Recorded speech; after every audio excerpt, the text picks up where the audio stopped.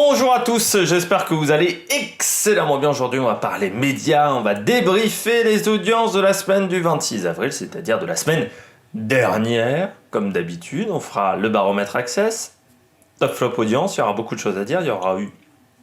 Il y a eu cette semaine un énorme succès un jour dans la semaine, et puis on aura le baromètre Access et le bilan global. Avant tout, n'hésitez pas à vous abonner à la chaîne, c'est très important pour améliorer la visibilité de celle-ci, et n'hésitez pas également à mettre la cloche, comme ça vous êtes au courant des dernières vidéos qui sortent sur la chaîne, parce que ça arrive de manière un petit peu régulière. N'hésitez pas également à mettre un pouce bleu, à réagir dans les commentaires, à dire ce que vous avez regardé à la télé, ce que vous avez pensé de la télévision cette semaine, du grand succès dont on parlera et qui a été diffusé jeudi soir. Puis n'hésitez pas à vous abonner, à mettre un pouce bleu. Enfin voilà, j'ai tout dit. On commence tout de suite par les tops et on commence lundi avec TF1 Série Film et la chaîne numéro 20 de la TNT qui diffusait un hommage à Yves Régnier, qui est décédé le week-end précédent, ce 26 avril, avec une rediffusion d'un épisode du Commissaire Moulin, l'épisode où il y avait Johnny notamment. 1 255 000 téléspectateurs, 5,5% de part de marché, c'est bien mieux que d'habitude pour TF1 Série Film Série. On peut quand même notifier que Yves Régnier a eu un hommage assez limité. Alors TF1 lui a rendu hommage dans le journal, mais par exemple France 2 ou M6 a été beaucoup plus restreint l'hommage fait à Yves Régnier. Alors, peut-être aussi parce qu'il était légèrement réac, hein, on va pas se mentir. Il est plus de droite que de gauche, Yves Régnier.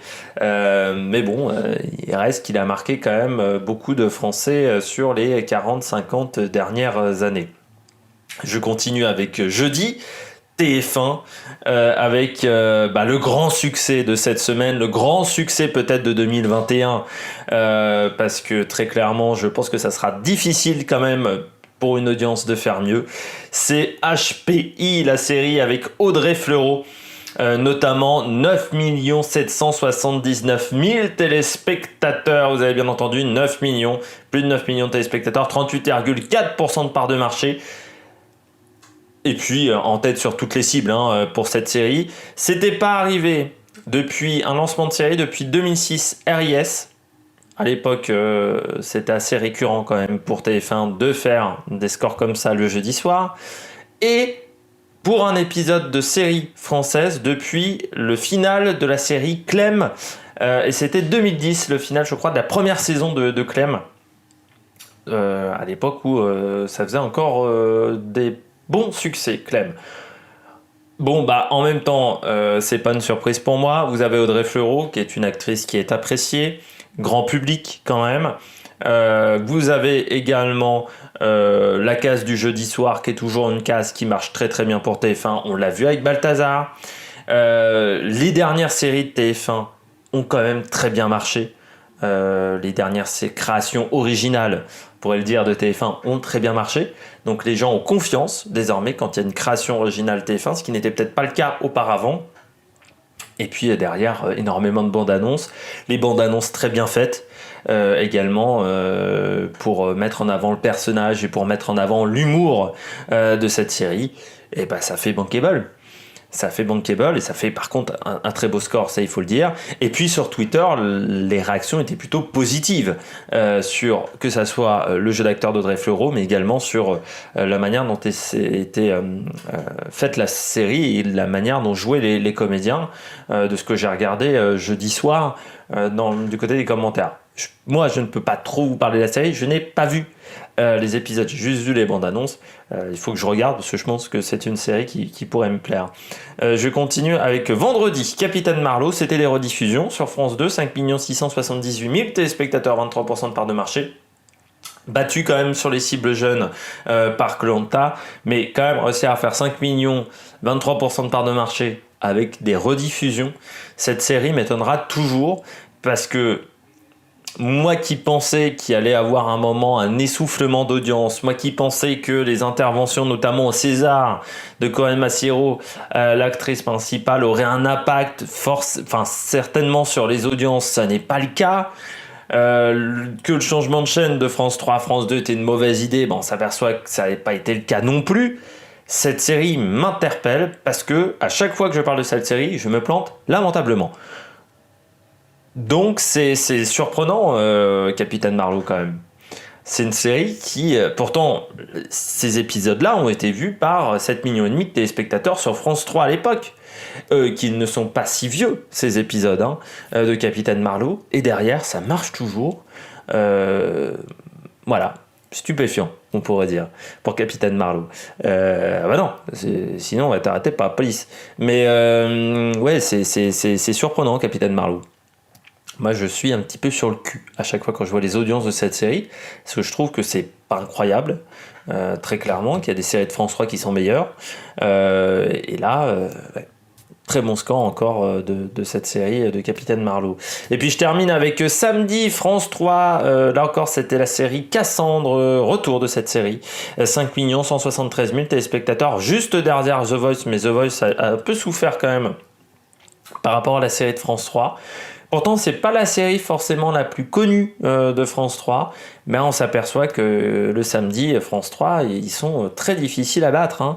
Depuis maintenant 3-4 ans, c'est assez... Enfin, ça commence à être vieux un petit peu, le fait que France 3 gagne le samedi. C'est depuis, grosso modo, quasiment l'essoufflement de Patrick Sébastien, le fait qu'on a un petit peu mis au placard Patrick Sébastien sur France 2, parce qu'avant, Patrick Sébastien faisait ces scores-là avec le plus grand cabaret du monde et les émissions associées sur France 2 le samedi soir, et le flambeau a été repris par les téléfilms, séries de France 3 le samedi. Mais encore une fois, un très très beau score de la part de France 3, il faut le souligner. Je passe au flop. Premier flop, tiens, on parlait de Clem, parlons d'HPI, on va reparler de Clem avec la suite de la saison, c'est 11 ou 12 pour Clem sur TF1, 3 300 000 téléspectateurs, 13,1% de part de marché, deuxième au niveau des cibles commerciales derrière l'émission des mariages sur Marié au premier regard, voilà, sur M6, 21,5% de part de marché pour eux sur les cibles commerciales. C'est faible quand même, Clem. Alors, heureusement, ils arrivent à toucher un petit peu le public féminin, mais c'est faible par rapport au mastodonte que ça a été. On voyait en 2010, 2011, 2012, c'était un mastodonte Clem. Aujourd'hui, c'est plus rien. C'est même incroyable. Alors, je pense que la saison 10 et la saison 11 ont été commandées en même temps. Mais c'est assez étonnant parce que la saison 10 avait fait un four. Elle a été diffusée en septembre dernier. Pour vous dire, ça avait été un four, on me souvient encore. J'ai re-regardé les chiffres, c'était 2,8 millions, 2,7 millions de téléspectateurs. C'était vraiment minable, on n'était même pas à 10%. C'était au moment de Big Little Lies. Également. Je ne sais pas si vous vous souvenez de cette période de TF1 où TF1 avait vraiment souffert en septembre-octobre en termes d'audience.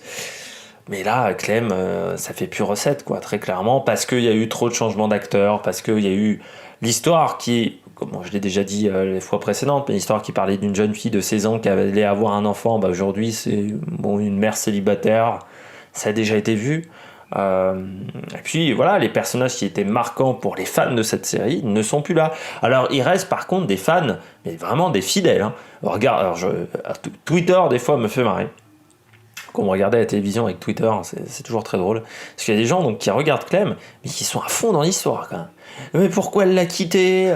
Mais putain, t'es trop une salope. Non mais qu'est-ce que c'est que ce bordel? Donc il y a des gens qui ne savent toujours pas à 25 ans que c'est une fiction. Et qu'une fiction n'est pas forcément la réalité. Il faudra la rappeler à certaines personnes, quand une personne meurt dans un téléfilm, elle ne meurt pas vraiment dans la réalité. Mais du côté de Clem, ça c'est surprenant. Moi, si vous retombez sur Twitter lundi soir, allez sur Twitter quand il y a Clem, c'est très drôle je trouve, parce que les gens sont à fond sur cette série, alors que pour moi c'est plus rien, quoi. Puis en termes d'audience, c'est plus rien, mais il y a des fans qui sont à fond, comme ça. France 2, mercredi, l'école de la vie, 2 853 000 téléspectateurs, 11,1% de part de marché, série sur l'école, mais où on voit assez peu l'école au final, de ce qu'on m'en a dit. Ce que ma mère m'en a dit. Série produite par Nagui, avec Mélanie Page, la compagne de Nagui, avec François Berléand, un des amis de Nagui. C'est-à-dire que si t'es pote avec Nagui, t'étais sûr d'être dans cette série. Ça se voit un petit peu le copinage quand même. Et puis après, derrière... ça fait quand même la 3e série sur l'école d'affilée là. Il y a eu Joe Star, il y a eu la série avec le prof de la philo selon je sais plus quoi, la philo selon Rousseau, un truc comme ça, je sais plus comment ça s'appelait. Le truc a déjà été diffusé par France 2, là encore, un truc sur l'école. On aurait pu un peu mieux programmer du côté de France Télévisions les séries pour pas avoir tout en 1 mois et demi de temps. Parce que c'est ça à peu près. Hein. Là, ça fait beaucoup de séries quand même sur l'école. Et puis celle-là, bon, c'est pas très bien joué, c'est pas original. Selon la copine de Nagui, Mélanie Page, pas être méchant, mais c'est pas une énorme comédienne. Hein. Bon, si on l'a pas vue pendant 15 ans, c'est qu'il y avait peut-être une raison. Hein.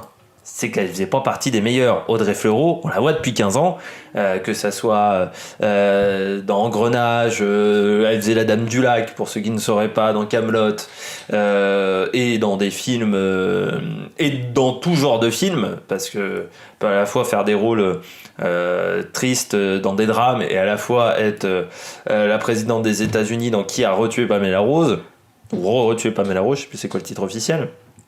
C'est peut-être qu'il y a une raison, c'est peut-être qu'elle est pas mauvaise. Et puis François Berléand, j'ai l'impression qu'il est plus proche de la fin de sa carrière que du début, et que la fin de carrière commence à être un long... ça commence à être dur, comme Gérard Lanvin, ça commence à être des personnages où la fin de carrière, on attend de savoir quand est-ce que va être la fin, parce que ça commence à être un peu long, hein. Ça commence à être une longue agonie. Surtout pour les codes de la vie, c'est par rapport à la semaine dernière, hein, moins 600 000 téléspectateurs, mais surtout moins 2,5 points au niveau de part de marché, ce qui fait quand même énorme. Et puis je termine avec 2 flops du côté de la TNT, vendredi, Sister, la chaîne numéro 22 avec Reno à la plage, 100 000 téléspectateurs, 0,4% de part de marché. Reno à la plage, je ne sais pas ce qu'ils font des rénovations de cabines de plage, de rénovations de plage complète, je ne sais pas. C'est les trucs traduits avec les voix off insupportables, où il y a un mec qui fait 15 personnages différents. Reno à la plage. C'est comme les... Enfin, moi, ça me fait marrer de regarder ça. Moi, je suis assez client de ce genre de trucs. Regardez, par exemple, aussi les enchères. Les enchères avec les... C'est drôle, je trouve. Faut regarder ça au 15e degré, hein, par contre. Du côté de Reno à la plage, donc 100 000 téléspectateurs, 0,4% de part de marché. Ça me faisait aussi penser qu'il y a beaucoup de gens qui se posent la question, mais pourquoi le stream, par exemple, n'est pas à la télévision? Pourquoi Domingo n'essaye pas d'aller à la télévision?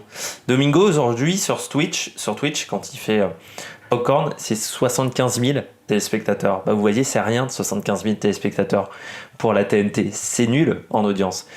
Pour qu'il soit intéressant, il faudrait qu'il soit au million. Enfin, au moins, pas au million, je dirais sur Twitch, mais au moins, au moins le triple en audience. Pour que ça commence à intéresser les chaînes de télévision. Aujourd'hui, très clairement, Domingo, mais les mecs à la télévision, ils savent même pas qui c'est. Le seul qui, je pense, aujourd'hui, pourrait, avec une émission de télévision, rassembler énormément, c'est Squeezie.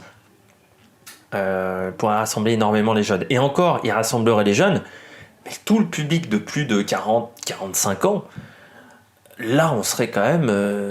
ça serait très compliqué.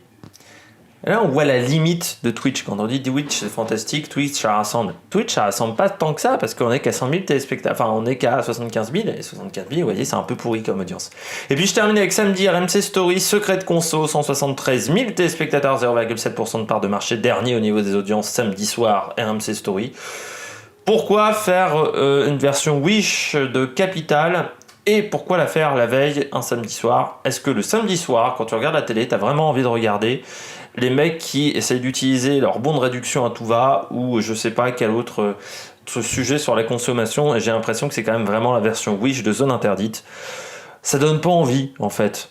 RMC Story déjà est une chaîne qui ne donne pas énormément envie, parce que bon, il y a quand même beaucoup de programmes qui sont au prix de RMC normal, et le reste, il n'y a rien, grosso modo, RMC Story. Mais là, ça donne en plus, quand c'est des programmes repris d'autre part, mais qui sont pas top, ça donne pas vraiment envie. On passe rapidement au baromètre Access. Du côté du baromètre Access, je commence avec N'oubliez pas les paroles en hausse du côté de Nagui. 3,9 millions de téléspectateurs, ça va un peu mieux. Même si on n'est pas encore, on n'arrive pas à retrouver les 4 200 000 par exemple du mois de janvier. Demain nous appartient également hausse entre 3,7 millions et 3,4 millions, mais toujours derrière Nagui à 200 000, 300 000 téléspectateurs à peu près tous les soirs. Quotidien stable, 1 900 000 pendant la semaine. Par contre, vendredi en hausse, par rapport à la semaine, c'est-à-dire l'écart entre le vendredi et le reste de la semaine était vraiment beaucoup plus faible que d'habitude, avec 1 794 000 téléspectateurs, et surtout quotidien est toujours devant Hanouna, avec TPMP qui reste fort entre 1,4 million et 1,6 million. En légère hausse, et surtout 723 000 le vendredi, là en grosse baisse. Peut-être que c'était une rediffusion vendredi, parce que le score n'est pas extrêmement faible. Du côté de C'est à vous, 1 200 000 téléspectateurs, on a retrouvé un petit peu des couleurs.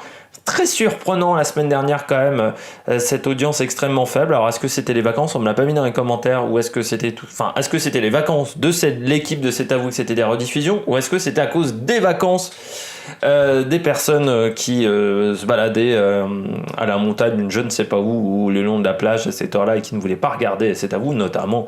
Pourtant c'est normalement l'heure du couvre-feu.